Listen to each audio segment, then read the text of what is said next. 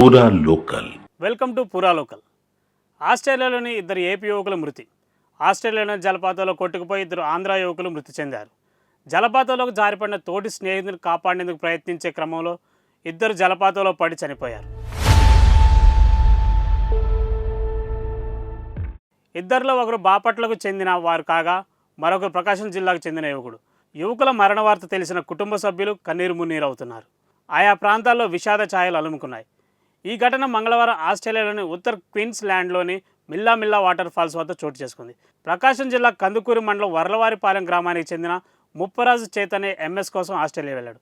చదువు పూర్తయిన తర్వాత అక్కడే ఉద్యోగం చేస్తున్నాడు. బాపట్లకు చెందిన బొప్ప సూర్యతేజ తేజ కూడా ఆస్ట్రేలియాలో ఎంఎస్ చేశాడు. ఇవి ఇవాళ అప్డేట్స్. చూస్తూనే ఉండండి పూరా లోకల్.